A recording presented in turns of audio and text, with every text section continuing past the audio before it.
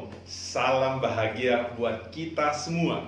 Kita ada dalam program TV Pantekosta dan kita akan lanjutkan bahasan kita tentang 9 indikator kedatangan Tuhan Yesus pada kali yang kedua.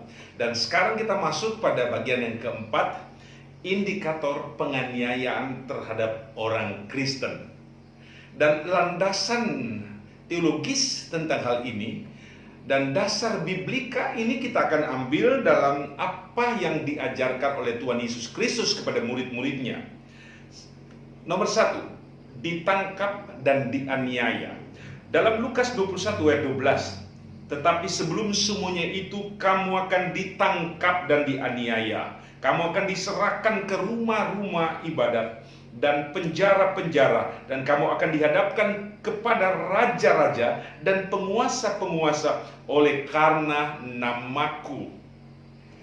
Tuhan Yesus sudah peringatkan jauh sebelumnya tentang apa yang akan dialami oleh murid-muridnya dan apa yang akan dialami oleh gereja, ditangkap dan dianiaya. Nomor 2, disiksa dan dibunuh.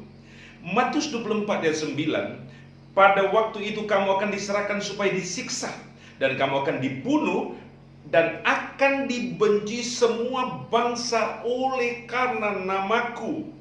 Dan banyak orang yang akan murtad, dan mereka akan saling menyerahkan dan saling membenci. Perhatikan baik-baik. Di sini dikatakan orang percaya, orang Kristen akan dibenci karena nama Yesus.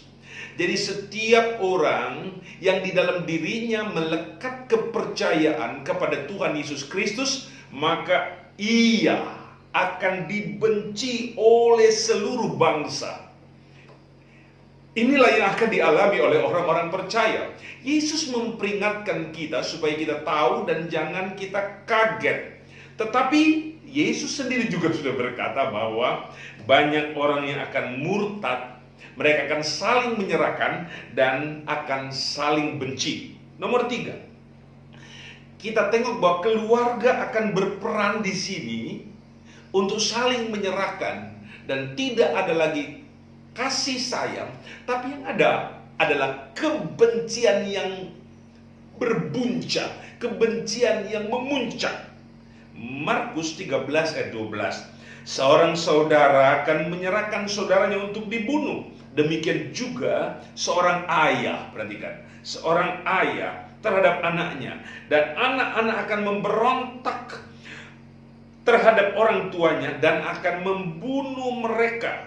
Kamu akan dibenci semua orang oleh karena namaku, tetapi siapa yang bertahan sampai pada kesudahannya, ia akan selamat. Jadi mobilisasi kebencian seluruh dunia itu akan diarahkan kepada Yesus. Imbasnya yang akan menderita dan akan mengalami aniaya hebat itu adalah murid-murid Yesus dan pengikut-pengikut Yesus. Dan lebih ditandaskan lagi dalam Lukas 21 ayat 16, dan kamu akan diserahkan juga oleh orang tuamu, saudara-saudaramu, kaum keluargamu, dan sahabat-sahabatmu, dan beberapa orang di antara kamu akan dibenci, dan kamu akan dibenci semua orang oleh karena namaku. Saudara-saudara yang diberkati Tuhan, kita lihat di sini Yesus sudah memperingatkan kita semua bahwa kebencian ini akan berujung kepada keinginan untuk menghancurkan. Bahkan di sini sahabat akan menyerahkan sahabatnya, ayah dan ibu akan menyerahkan anaknya, dan lebih buruk lagi di sini, anak akan membunuh orang tuanya karena beda keyakinan, beda agama. Yang satu pemuja Yesus dan yang lain bukan pemuja Yesus. Akan ada benturan besar sekali. Dan yang akan jadi korban siapa? Yang akan jadi korban adalah anak-anak Tuhan. Nomor 4, kita lihat di dalam gereja mula-mula di Yerusalem. Ini tentang Stefanus. Kita tahu apa yang terjadi pada Stefanus. Apa yang dilakukan oleh orang-orang Yahudi, agama. Apa yang dilakukan oleh kaum religius ini kepada Stefanus, kita lihat Kisah 6 ayat 12. Dengan jalan demikian mereka mengadakan sebuah gerakan di antara orang-orang banyak serta tua-tua dan ahli Taurat. Mereka menyergap Stefanus, menyeretnya dan membawanya ke hadapan mahkamah agama. Ayat 58. Mereka menyeret dia keluar kota lalu melemparinya dengan batu. Dan kita lihat dalam ayat 60, sambil berlutut ia berseru dengan suara nyaring, Tuhan, janganlah tanggungkan dosa ini kepada mereka. Dan dengan perkataan itu meninggallah ia. Karena sebuah perjuangan Injil, karena kesetiaannya kepada Yesus, dia disergap, dikepung dan kemudian diseret. Kemudian dibawa keluar kota, dan di situ mereka melempari dia dengan batu sampai mati. Tetapi tidak ada rasa benci pada seorang Stefanus. Yang ada di dalam dirinya adalah rasa kasih yang sempurna. Sebelum nafas meninggalkan tubuhnya, sebelum nyawa meninggalkan raganya, ia berdoa supaya janganlah ditanggungkan dosa ini kepada mereka. Hasilnya luar biasa. Kepala, bos dari si penganiaya, Paulus, yang menjadi pemimpin utama dalam pembunuhan itu, diselamatkan karena doa Stefanus. Diselamatkan oleh Yesus karena doa Stefanus. Doa orang percaya menghasilkan jiwa-jiwa. Dan kita lihat doa Stefanus, Paulus selamat, dan Paulus kemudian membawa jutaan orang menerima Yesus sebagai Tuhan dan Juru Selamat. Dan kemudian ajaran kekristenan yang kita khotbahkan selama ini, mulai dari buku Roma sampai Ibrani, adalah produk Roh Kudus melalui Paulus yang selamat karena doa Stefanus. Puji Tuhan. Nomor 5, Yakobus rasul pertama dipancung kepalanya. Dalam Kisah 12 ayat 1, kira-kira pada waktu itu Raja Herodes mulai bertindak dengan keras terhadap beberapa orang dari jemaat. Ia menyuruh membunuh Yakobus, saudara Yohanes, dengan pedang.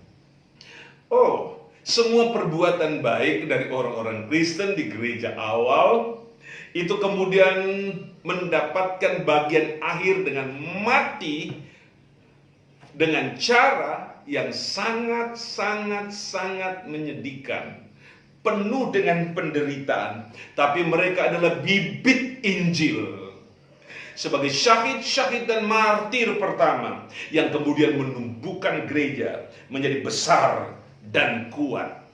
Dan kita melihat konfirmasi di dalam Ibrani 11 ayat 36.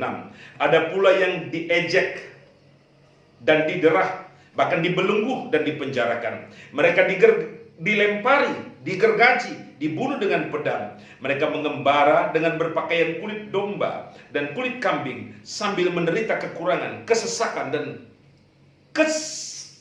menderita siksaan yang berat. Ini adalah pengalaman dari para nabi, para rasul, dan hamba-hamba Tuhan yang setia. Dalam kemiskinan dan dalam siksa, mereka tetap mempertahankan Kristus. Kita tengok di sini, ada 5 penganiayaan terhadap Kristen. Dan 5 hal itu kita lihat merupakan penganiaya Kristen. Kita lihat yang pertama, oleh orang Yahudi dan pemerintahan serta kekuasaan melakukan penekanan kepada orang-orang percaya. Kemudian oleh paganisme, orang yang percaya kepada banyak sekali dewa, banyak Tuhan, berkolaborasi dengan kekuasaan, melakukan penganiayaan kepada orang Kristen di abad 1, abad 2, abad 3, dan abad yang keempat. Kemudian sesama orang Kristen, setelah orang Kristen tiba pada masa kejayaan dari abad yang keempat, abad-abad pertengahan, sampai pada abad yang ke-17, masih terjadi bahkan memuncak penganiayaan antar sesama orang-orang Kristen. Kelompok Kristen yang lebih besar melakukan persecution, melakukan penganiayaan dan bahkan pembunuhan kepada yang dianggap sekte-sekte, ajaran-ajaran kelompok-kelompok Kristen yang muncul ketika itu. Dan kemudian lanjut kita lihat nomor 4, komunisme, Nazisme, pemerintahan, politik, kondisi politik di sebuah negara. Komunisme, Nazisme menjadikan orang-orang Kristen sebagai target untuk dibantai.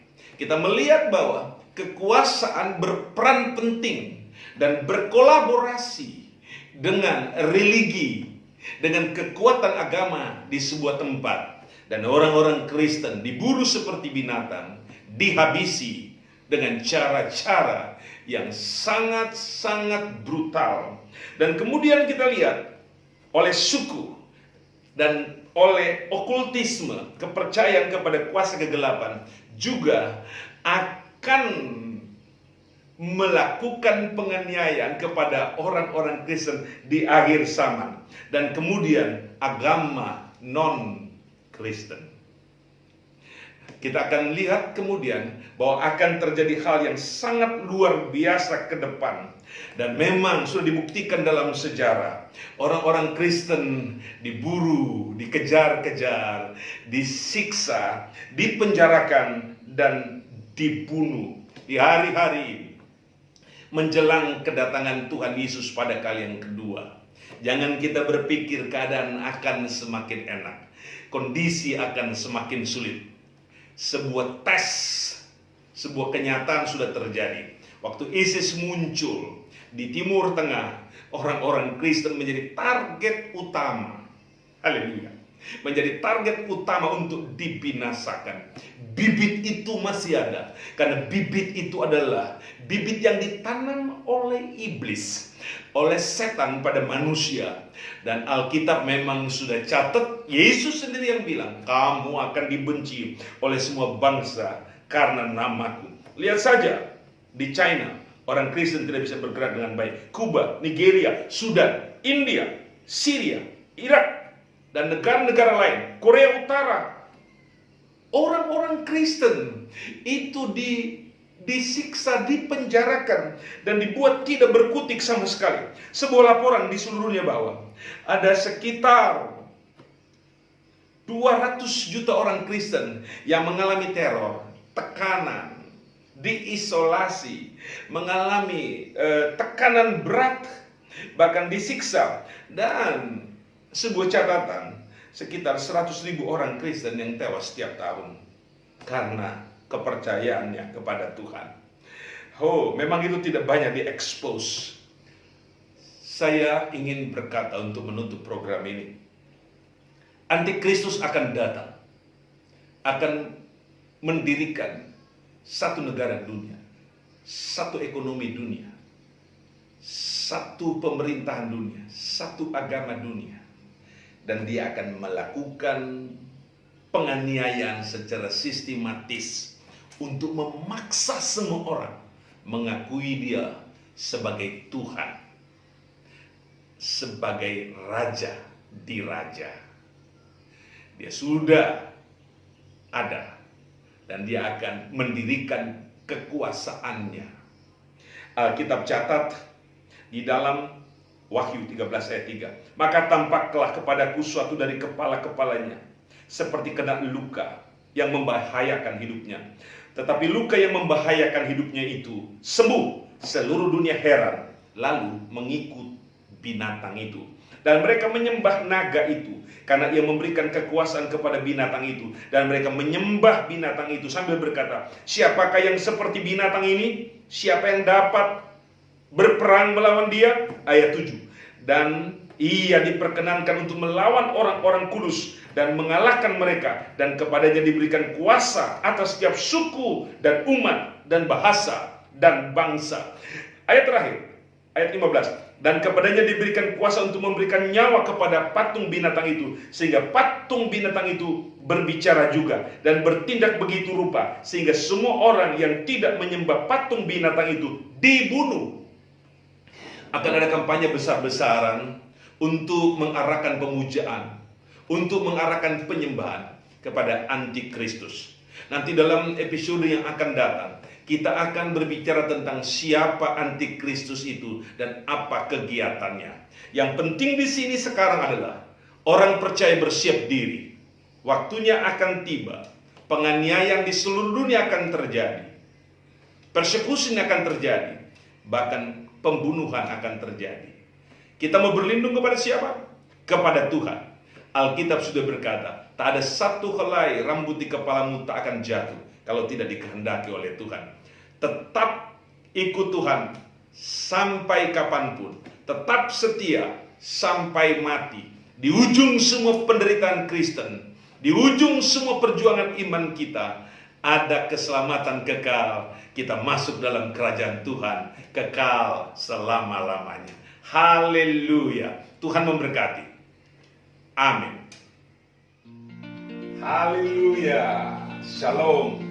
Salam bahagia. Mari bergabung bersama dalam pelayanan yang luar biasa TV Pantekosta, Voice of Pentecost. Untuk itu, jangan lupa subscribe, share, komen, dan like untuk maju bersama, melayani bersama. Tuhan memberkati. Amin.